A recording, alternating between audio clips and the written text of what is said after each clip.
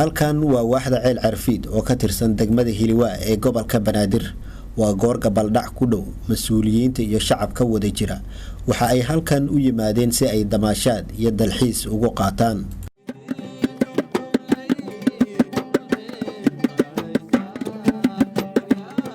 marka aad halkan timaado waxa aad dareemaysaa jawi ka duwan kan magaalada oo inta aad goobta ku sugan tahay waxa ay naftaadu qaadanaysaa neecawda dhirta quruxda badan.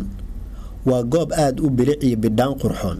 dooga cagaaran ee ka baxay halkan ayaa ku ildoogsanaya indhaha. suugaanta iyo kabanka isku laran ayay si wada jir ah u qaadayaan dadka halkan wada fadhiya.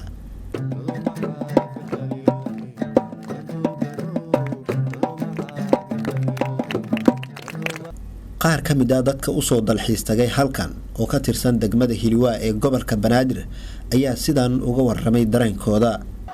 maanta waxaa ku faraxsanahay inaan u soo dalxiis tago degmada Hiliwaa banaankeeda gaar ahaan ceel cirfiid. waxaa ku faraxsanahay waa taas Muqdisho 17 degmo looga soo dalxiis tago oo loo yimaado dalxiis degmada Hiliwaa.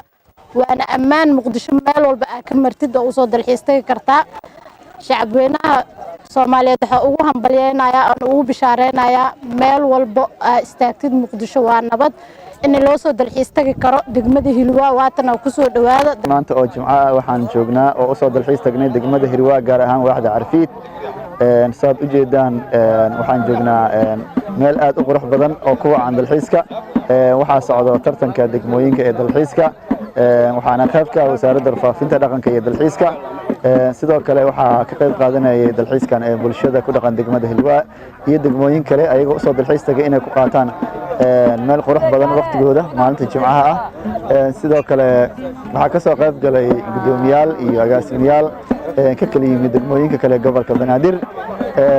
sidoo kale waxaa qayb ka ah dalxiiska warbaahinta gaarka iyo warbaahinta qaranka.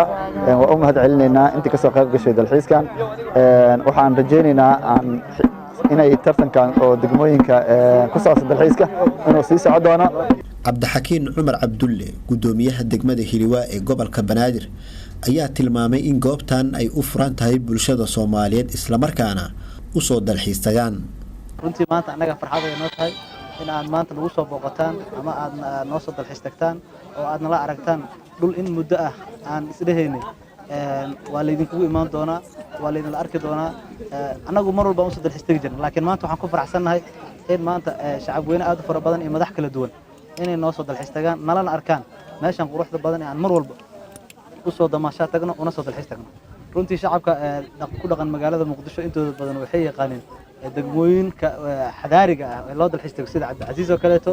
marka waxaan leenahay xagga xeeba idinkaga horeyso halkan waxaa idinkaga horeeya dhul doog leh qurux badan bilic leh xoolaha caanihii iyo geeli iyo arigi iyo lo'di sida quruxda badan ugu soo dalxiis tagtaan. waxaan leenahay ku soo dhawaada meeshan waa meel qurux badan. waxaan rajaynaynaa in insha Allah isbuucyada kale soo xiga in idin geey doono meel ka qurux badan. waxa ay ka mid tahay goobaha loo soo dalxiis tago ee ku yaala gobolkan Banaadir.